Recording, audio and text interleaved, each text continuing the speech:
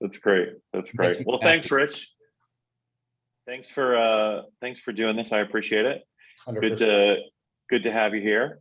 For those of you who don't know, Rich is the founder and very recently former CEO of complex.com, which Not just .com, Complex Networks. Complex Networks, which included, for example, for those of you who don't know, First We Feast, which if you ever saw Hot Ones, that came from Rich's team and was I think one of your bigger hits. Yeah, we have a whole bunch, a lot of seminal moments. Very lucky that we were able to create what we believe is the greatest collection of cultural inflection points. That is IP. Food, changing sneakers, perspectives. Yeah, using hip hop as a backdrop and the cartilage from food, sneakers, art, design, culture, Complex Con, Complex Land, First We Feast, Hot Ones, sneaker shopping, Pizza Wars, Tacos con Todos, Everyday Struggle. I mean, we can go on and on. It's all good. Outside of all of that, the reason that I really know Rich is we've had a bunch of pretty decent wine together, and he's we're both semi-functional alcoholics. Some of us function better than others. You're a professional. I'm a professional. That's right. I just came from the La Folle vertical tasting here in New York. We're here with a bunch of our team and spent a couple hours there this morning tasting through the 2011s, the 2013s, and 2014s from Burgundy, and it was a lot of fun. It's a rough life you lead, David. It's a lot of fun. Yeah, that was rough. And Rich was nice enough to join us last night for kind of our one of our first, actually our first real event where we minted tasting tokens. So we drank some pretty good wine and minted some tasting tokens and played around a little bit with the tech. It was a good night. So thanks for coming, Rich. I appreciate it. And thanks for doing this. 100%. Excited. So I'm going to talk for a couple of minutes about Club dVIN and what we're doing and why we're doing it. And then I think Rich has got a couple of questions, and the idea of this is a conversation. If anybody from the audience has questions, please feel free to pop up, and Sarah will let us know if there are questions as we go through it. Don't stand on ceremony. Feel free to pop in with questions anytime. So I've been in the wine business for maybe 20 years, starting in Argentina, but did a stint in Hong Kong. I'm a partner in a very small vineyard here in the Priorat in Spain as well. We bought a distressed property and have been nursing it back to health. And through all that time, what I've found is that this, 2,000-year-old industry that I love and cherish is really missing something important. And that for me has always been community or fellowship between winemakers and wine experts and wine enthusiasts. I've been very fortunate in my life that I've got to spend a lot of time with a lot of very generous and wonderful winemakers. But I think that that's something that's missing. And when we were putting together, when I was kind of looking at some of the opportunities that the blockchain brought to the wine industry, this really screamed out as something interesting, as building a club for the next generation of wine consumers. And there's really two pieces to it. The first of which is really just pure community. We call it internally the Board Grape Wine Club, but really it's just a group of great industry professionals from all over the world, masters of wine, master somms, winemakers, and people from everywhere from California, Singapore, and everywhere in between, and a lot of bold-faced names that you would know, and then a bunch of collectors and a bunch of winemakers, and the idea is to create a place that has wonderful connections, that does fantastic, amazing, once in a lifetime events, and experiences. And then also, finally, that provides a way for these investment grade and collectible wine producers to be able to work directly with the consumer. And that's pretty normal in California, but in the rest of the world, these wineries, especially in France, wineries really don't have much of a connection with the consumer, and it's something that they've been telling us that they're dying for. That they want to create that connection, that they want to create community. And this really provides an interesting way to do that. And I can talk about that in a minute. The other piece of this is a piece of tech that we've created called the digital cork. And that's really the heart of what we're building at dVIN. The digital cork is a piece of blockchain technology that does a few interesting things. The main thing that it does is it provides a certificate of authenticity. So if you buy a bottle of investment grade or collectible wine, you can look at the digital twin on the blockchain, that NFT on the blockchain, and know that that bottle came from the producer.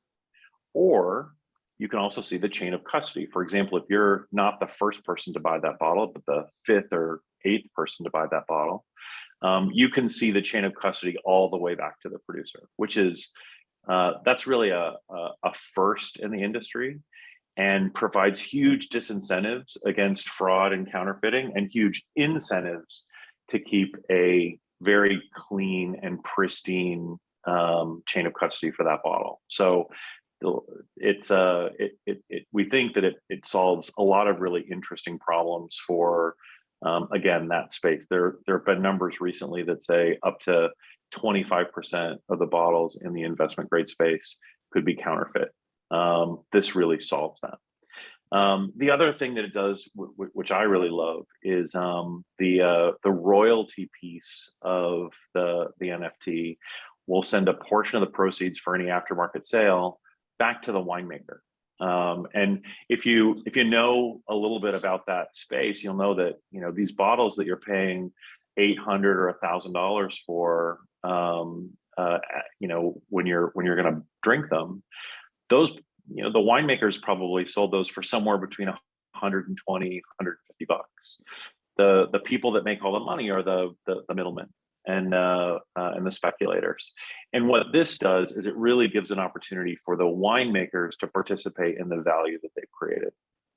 So that's the main part of the digital cork, but the heart of it is, for me, is actually after you open the bottle. And that's what we did last night. We've created a piece of tech that's actually proprietary, that when you open the bottle, you can burn or nullify that original certificate of authenticity and then mint tasting tokens right on the fly, which is a new kind of NFT that actually has two functions. One of them is it allows you to chart your tasting journey. So you've got, the analog is taking a picture of a bottle. If you drink a great bottle of wine, take a picture of the label and post it to your Instagram. This is like that, but on steroids, right? You're getting, we've actually created little videos for each of the wines that tell the story of that wine. That's what the visual part of the NFT. But then it also contains all of the metadata for that wine, where it came from, the producer, the varietal, the vintage, the oak program, all of that stuff. Without the consumer having to work. Without the consumer having to do any of the work, right? Which is the key there. There's take the friction out of the market. Exactly right. So that's all there. But then it also will timestamp and geo stamp the time that you open the bottle. And socially, you can give that to the people you're sitting at the table with. So if you open a great bottle of wine, you can share that experience, and everyone that sits at the table can have that proof of experience, right? That NFT that sits in their wallet. So we think that's a really cool thing. We think like imagine being able to visualize that. 5 years from now, you've got 50 or 100 tasting tokens. You can look at that in a map view or in a timeline view, or even in like buckets with the people that you've tasted the wine with. We think that's really exciting and interesting. But on the other side, How I'd use that? You know how I'd use that? I would go, yeah, all right, what have I drank with this person before? And then go, all right, what can we what do I need to drink what with can that I person? surprise with them with? Exactly right. Exactly right. And you know, it's also a really interesting way to and you and I were talking about this the other day, Rich, but like, you know, I know that you like watches, for example. I know that you like watches, and I know that you like sneakers. And cars. And I imagine you like cars. Yeah. Those things are all really visible brands that are part of your identity, part of your in real life identity. But wine really isn't part of that. I mean, you love wine maybe a little bit on your Instagram, but like I don't know what your wine identity is because it's buried under your house in your cellar. What this really does with the tasting tokens is it allows you to, you know, you might say flex or just communicate or really identify with the brands that you love. Let's pull a string on that for a second, because I think what the one thing I like that's different. So like go back and unwrap what you just said. And there's nothing wrong. I love watches, I love cars, and I love sneakers and a lot of those things. And I do think a great deal of those at least have been up until this point, and right now, especially cars and sneakers and things like that, are a flex. The difference there is those are yours that you own, and maybe you go for a ride with somebody, but very rarely do you loan out your sneakers or your watch. Wine is something you experience with other people, and that is an elevation of what that product means for me, the owner, and the participant. And I think that is a fundamental difference here of why this is so much more community oriented, because it's not, here's what I got, I'm pushing it out to you the way some other products are. The social nature, the entertainment value, the community development is organic, whether it's one-on-one, one on 200. And I think that's what is very exciting to me about this. One of the things I'd love to talk to you about and get your opinion on is unwrapping a little bit, because when we talk about developing a community and providing access and providing experiences, like you said, a lot of people in Napa or who've been to Napa and Sonoma have already had those type of experiences. But let's break it down into groups on a more specific basis, right? Like if you're a high level person that is looking for access to some of the best wines, maybe a little off the beaten path, or the experience that goes with that above and beyond just getting access to purchasing things. What does that look like for them?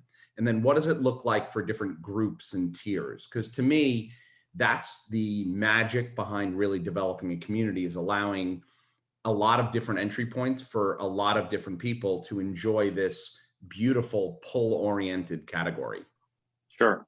So look, I think that we have a couple of different, we actually haven't created very many tiers in the community. We've got our Genesis level, which is interesting in a couple of different ways. One is, you get to, every Genesis member gets to mint a new membership or create a new membership or make a membership for a friend once a year, every year for 5 years. That's great. And what that does, I think, kind of interestingly, is it grows the community organically Right. with people that we know and love and want to drink wine with. Well, I mean, right? look, like wine is similar. It's kind of Social. like I said to you, it's replaced scotch to me from a mentoring perspective, right? You know, you bring people along and you introduce them to a wonderful, whether it's pairing it with food or a new region or a different type of profile, orange wine, or, you know, a lot of people haven't really tasted Burgundy to the degree that they need to. But these are, I love the mentoring aspect of that, rather than here's a whole bunch of invites to give to anybody who really don't. No, I'm gonna invite that person, and then I'm gonna bring them along for that ride. And I love that as an aspect. Yeah, I think that it's really important for me to that the community grows organically. And in fact, one of the kind of interesting pieces to it is the other way that you can become a member is with tasting tokens. So, for example, if you're a member and you get a bottle of wine, you open that bottle, you pour it for someone, you give them a tasting token.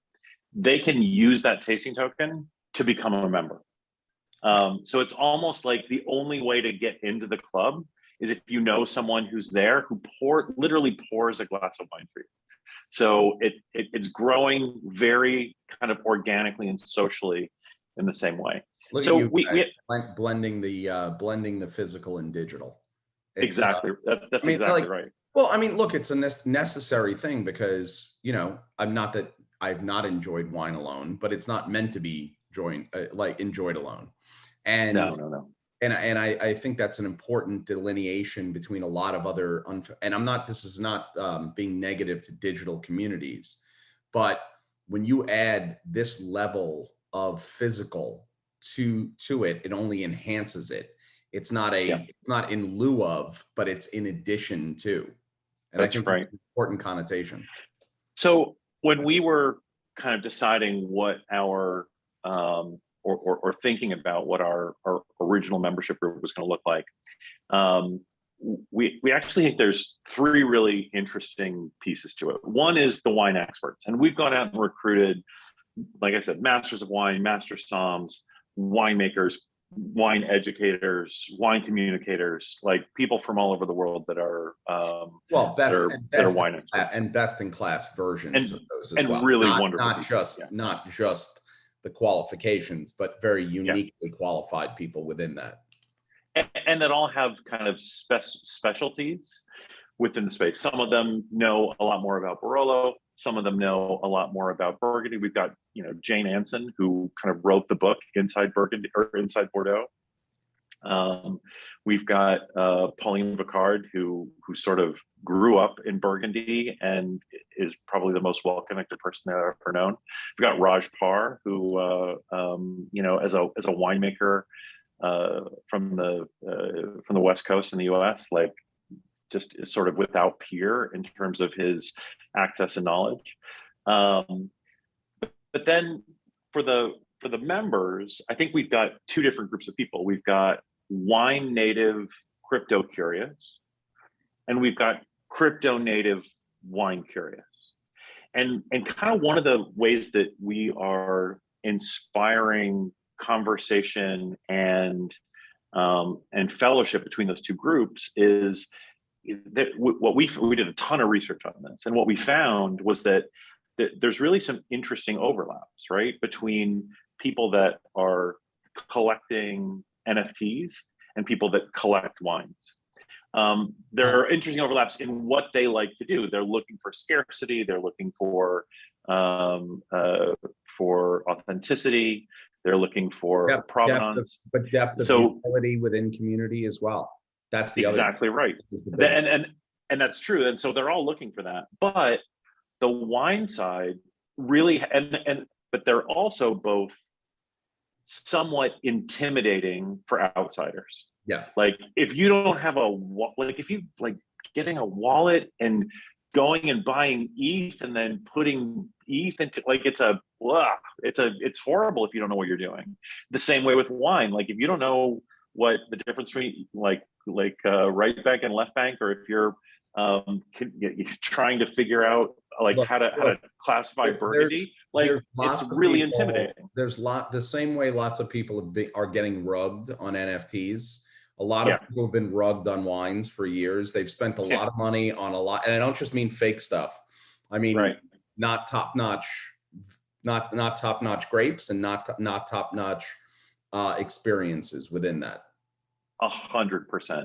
And so what we think that we're creating here, and we're already starting to see it all the time on our Discord channel, even in Twitter, is like the wine people are kind of offering up their experiences, offering up their expertise, offering up their contacts to the crypto community in a very kind of authentic and generous way. And in the same way, the crypto native people are doing the same and saying, oh, here's an interesting NFT project, or, oh, you don't have a wallet? I can tell you how to do that. And we've seen those communications happen kind of organically between even just the people that are thinking about becoming members today. And that's really the kind of fellowship that we want to create. That's amazing that you've seen that already. Now let's talk about how the product and the offering is going to enhance that further just from the organic stuff that's occurred. Sure. So here's an example. We're working with a lot of our experts. All of our experts are doing, somewhere between 2 and 3 virtual events, and at least 1 to 2 in real life events every year. So, for example, what we're doing for Place de Bordeaux at the end of April, we're working with Jane Anson. We're working with a couple of other different of our expert group in Bordeaux to create a really wonderful, interesting educational experience for our members who are interested in going to Place de Bordeaux. I know that's on your bucket list. We're doing a series of. But hold on a second. Yeah. You just dropped a very interesting name of a very specific experience.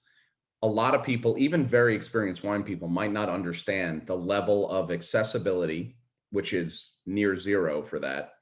And then not only if you were able to get in, would you be able to have the level of experience that is happening here? Because the devil's in the details is my point. So it's not, because a lot of people, the word access is one of the most overused out there. Access and community right now are overused. Sure. The true differentiation and detail of that level of this isn't what everybody else can get into, or just what everybody else can get into with a big check. This is an entree that is very exclusive. And then the white glove treatment within that on an individualized basis is next level. 100% true. And I think that's just an important delineation that I wanted to make sure that you made. No, and that's a good point. And it's something that one of the reasons that we're putting this together, or kind of one of the thoughts that we had as we were doing it, I've been, like I said, I've been very fortunate in my life. I went to Argentina and started a vineyard there, and I knew nothing. Being in the business, even though I knew nothing then, I know a little bit less than nothing now. But I've been fortunate to be surrounded by very generous and wonderful people in the industry. And so, I have these wonderful wine experiences everywhere I go, just natively, because I know people in the industry. And like, I'm the guy that people call when they're going for a lot of different places. I'm the guy that all my friends call when they're going to Argentina, or now when they're going to Bordeaux, or certainly when they're going to Tuscany. Like, they call me and they say, where should I go? Tell me the restaurants to go to, tell me the wineries to go to. Is there any place that's special that I should go see? And I introduce them to my winemaker friends. I introduce them to gastronomy experiences. I try to help them create things. And I just do that for my friends, because I've been doing it for 20 years. And what I found is that the wine industry is full of generosity like that. Right. It really is. And what we're doing is sort of wrapping our arms around that generosity and kind of creating a an authentic place where we can have these unique once in a lifetime experiences. I mean, and again, just an example, we'll announce this a little bit later on next month officially, but one of our kind of early founding members is the winemaker for the King of Bhutan. And they just planted their first vines, the first vines ever in Bhutan about 6 years ago. And they're having their inaugural harvest this year. Our club has been invited to go and celebrate the harvest in Bhutan in August and September, which is going to be an insane event. Like, not only is it almost impossible to get into Bhutan, period, like just to be able to go is difficult, but you would never be able to go to these vineyards. You would never be able to like go and see them and participate in this kind of once in a lifetime opportunity. And that's the kind of things that I think we can do, whether it's on a big scale, like going to Bhutan, or on a small scale, like bringing in for our local events, bringing in winemakers and doing a vertical. Like, winemakers are always traveling, and that like off season, they're always traveling. One of the things that we can do is create really interesting, again, one of a kind, sometimes once in a lifetime, small events in local areas for our members that would never even know that it was happening, or never even know that it was possible, unless they're part of the club. So I think we can provide access to great wines, access to the winemakers, access to these events. And I think that's great. One of the things that going back to what you were saying before about coming at it both ways of, crypto foundational, wine curious, and wine foundational and crypto curious. The biggest thing, there's been a lot of people who've been trying to, maybe not so successfully, but trying to demystify wine for a long time, right? Yeah. The thing that I do believe, there's the technological side of this that is going to allow people to have a lot of information and then apply access. But I think the thing that I'm looking forward to the most from this as an experience, and I know as a goal of the platform, is to allow people those access, but it is not, to your point earlier, a very snooty, exclusive, you don't know what you're doing. This is kind of allows people in the community to put their arms around people as like someone's big brother or big sister and guide them through this and bring them through this, and realize something as simple as your taste buds that you eat food with, that you like or don't like the food, are the same taste buds that you use for wine.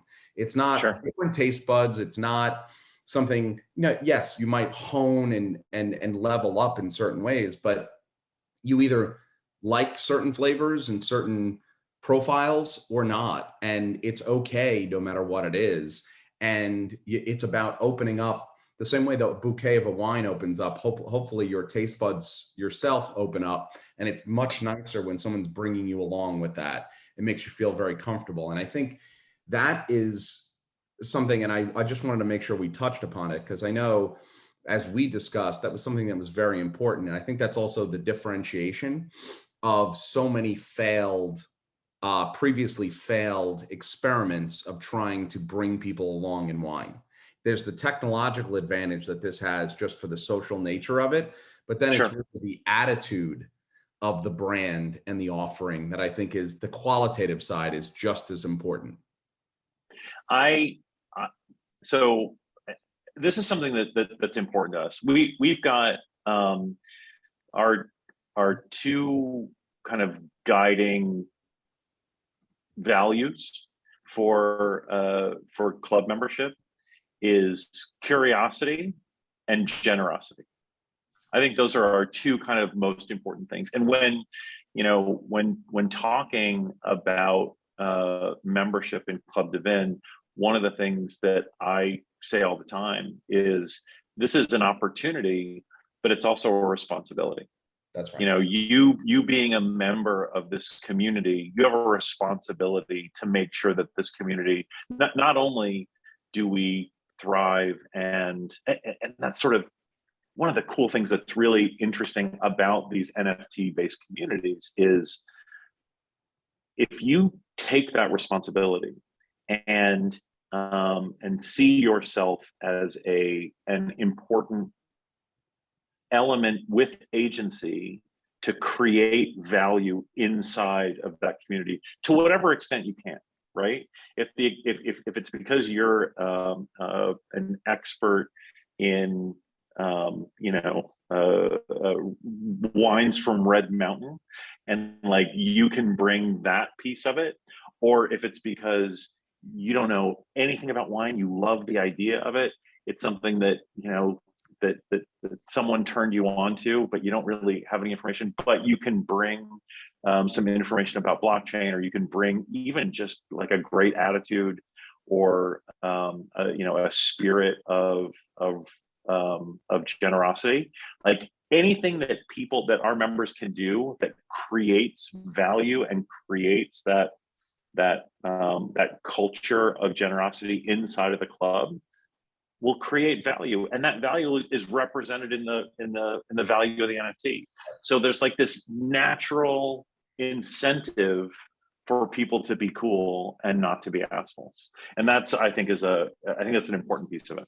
Yeah, I mean, I love just focusing on mentors versus hype men, because I think that's where a lot of people are wrong.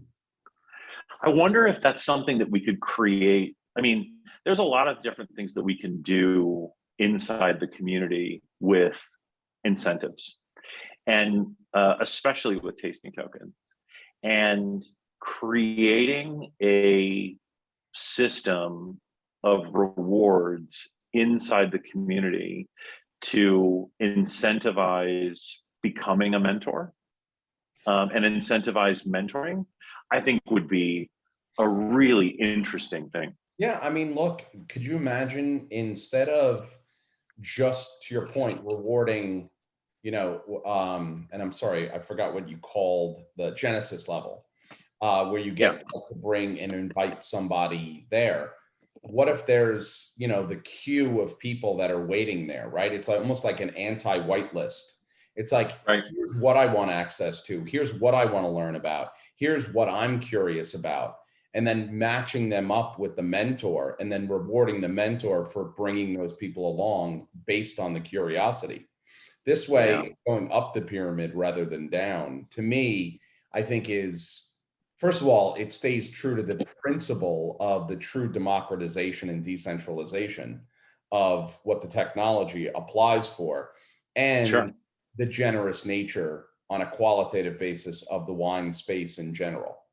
Like, to me, I think that's, you use the word curious, and I think because of the intimidation level of wine for people who are not as experienced, creating a safe space where, and I hate that terminology, but you know what I mean, where the people feel comfortable being curious, and no matter, irrespective of your experience level, just because I might be experienced in one place doesn't mean I have any idea what's going on in Mendoza or Barossa to the same degree I do with Napa and Sonoma.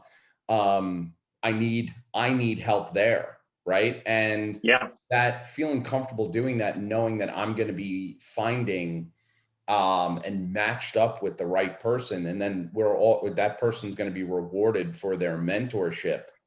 To me, I think I love the bottom up nature of it, and I love how it aligns to the organic behavior of a lot of very educated people in the space to begin with.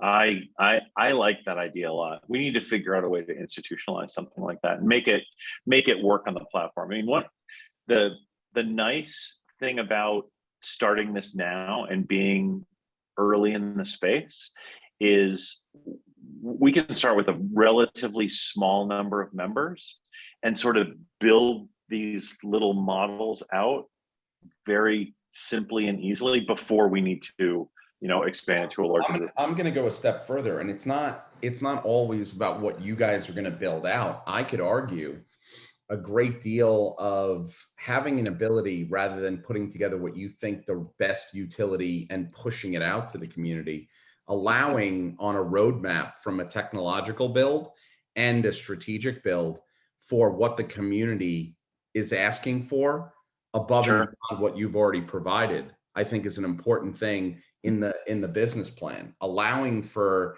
that, though, the community to drive certain offerings, tactics, ways to do things, and making that as an element and an openness, I think would also go a long way. I think that makes a lot of sense. I think that, like, it's it's one of the really, I keep saying interesting, but it's these sorts of communities, whether it's Links DAO or Bored Apes or whoever, the idea that the roadmap is like, maybe you could Will you be asking people for social security numbers? No, that's a bad joke, by the way. You didn't see the news this morning, right?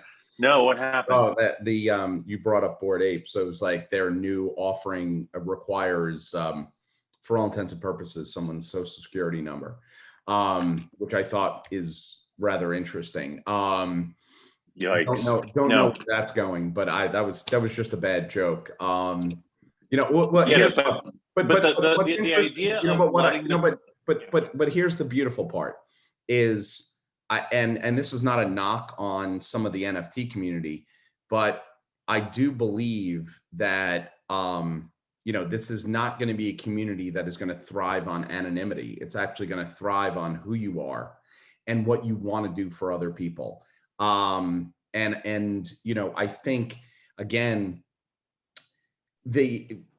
what's failed is like previous disruptive companies in this space. Now, granted, technology had not been at the place to really assist everybody and make more of a direct connection between the consumer and the vineyard.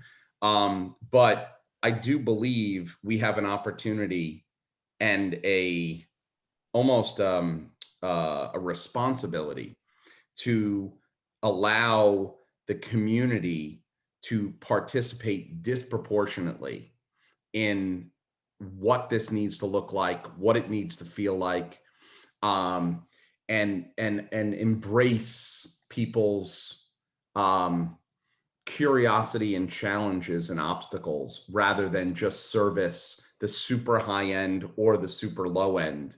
And basically the consumer is about, I think the premise should be, is how does the business elevate every aspect of you irrespective of level? Yeah, I think that's exactly right. I think that everyone is going to come in with strengths and weaknesses. Some people might have a lot of weaknesses. Some people might have a ton of strengths. And I think providing not just the capability, but also the incentives for people to be able, like our tagline is explore your passion for wine, right? We want to create that the tools and the community for people to be able to explore that passion, to be able to explore their curiosity. And I think that you know, because of the nature of the community that we're building, if we can create the tools and the incentives and let the community decide what they want to do, I think that's exactly the right way. I mean, we can always point in the right direction. And I think, you know, I spend all day, every day talking to our founding members, talking to prospective members and learning a little bit about what they want. And I think we're going to spend a lot of time doing that research, but over time, just giving them the tools and letting them chart the course is the right way to go. And I think you're going to be very surprised at some of the better, I'm sorry, my eyes are killing me. Some of the better experiences that people are going to have will be less on an individual basis and more on a group basis, and more of what they've done for and with other people. I think you're going to be really surprised by that. which is is almost the antithesis of a lot of the other singular experiential aspects of this technology. Yeah. I think that's right. So we're kind of running up against the 45 minutes that we'd set up. If anyone that's listening has any questions, now's the time to pop up. Rich, if you have any other last questions, I appreciate the time that you've given us today, and I'm looking forward to spending more time and drinking more wine with you. But I think we've kind of gone over the basics, at least, of the club, and it was really great to get your input and your sensibilities. I think that's super valuable as we drive forward. It's like I mean, look, I'll say this. I'm sorry, I didn't mean to cut you off. It's no, it's all right. But what is exciting about this is there's the aspects of the scalability and the depth of the offering. What I love is when a company is opening up its aperture from the breadth of its offerings and really being very deliberate and considerate of how you're going to incentivize people for the depth of those individual opportunities and experiences. So you're kind of being offered having your cake and eating it too as an end consumer in this whole thing. But it's coming at the benefit of the people who are producing the original product itself as well. So kind of, it's one of those everybody wins type of situations here. So to me, that's what's very exciting. And look, it's early days. There will be lots of iteration. For sure. And, but I think it's exceptionally foundationally thoughtful from the beginning. And to say that it's needed for this space is the understatement of the year. So that's what's very exciting and being an early participant. I appreciate that. I think that's right. One of the, just in relation to that, creating those incentives, one of the things that we hear from the winemakers all the time is that they want, the digital cork and the tasting token and being involved with this, it gives them a lot of access to data, right? They get to see where their wines are. They get to see when the wines are traded in the aftermarket, maybe participate in those economics. That's great. They get to see when the wines are being opened, right, and who's opening them and who's tasting them and why. And that's really interesting and exciting. But to give them, what it really gives them is the opportunity to kind of reach through the supply chain from the winery to the glass and talk to the building incentives around our experts or the mentors in the program. Like, I might be a mentor for Bordeaux, but I might be a mentee for, Tuscany for sure. I would certainly be a mentee for Champagne. I don't know anything about Champagne. I mean, I know a little bit, but not enough. And so, like, a lot of people, I think, are going to play different roles in that. But, to the extent that I might be able to be a mentor for Bordeaux and be a mentor for, and help people with whether it's sharing knowledge or sharing contacts or sharing experiences, that a lot of those rewards and those incentives are going to come from the winemakers themselves. They're going to look and we can build tools that can show that the producers, the winemakers, what our community is doing to extend, whether it's a particular appellation or a particular grape or even a particular brand, and provide them with the ability to create those incentives.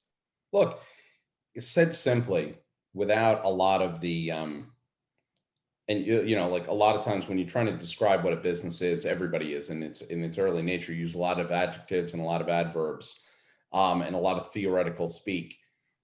Simply, at the end of the day, it's a platform that's going to allow people to learn how to drink better and drink more. And I got news for you. I'm on board for that every day and twice on Sunday. That's exactly right. And you know what? Having better experiences. Yeah. I mean, yeah, certainly drink better, certainly drink more, and drink better doesn't necessarily have to be more expensive. It's just more in tune with your palate. And sometimes it's just, more interesting. But it's also just creating those experiences. I got to tell you, the wine, my best wine memories are not always about the best wines that I've had. Almost always it's about the experience that I've had, whether it's the people that I'm drinking it with, or the place that I'm in, or the drinking it with the winemaker, or having a connection with where that wine came from. Those are the experiences that I'll remember for the rest of my life. I know you'll laugh. And by the way, don't get me wrong, I'm not saying I don't love wine coming right out of my cellar, but what wine that you've tasted when you've done it at the vineyard with the winemaker is not 50% better than it is any other time you drink it in your life. Every single time. Every single time. Every single time. It just is. And look, if we can just create the conduit to make that happen for our members, that's a win right out of the gate. That's right. And I think that gives everybody a 50% better wine life just from the beginning. So, hey, Rich, thank you very much for the time. I appreciate it. We've gone over. I'm sure that you will. I look forward to the next time that you and I have a glass of wine. Sorry, it was so early in the day today. Next time we'll do it later so we can do it over wine. But I appreciate it, man. I appreciate you. Thank you so much, my friend. Thank you very much. Take care.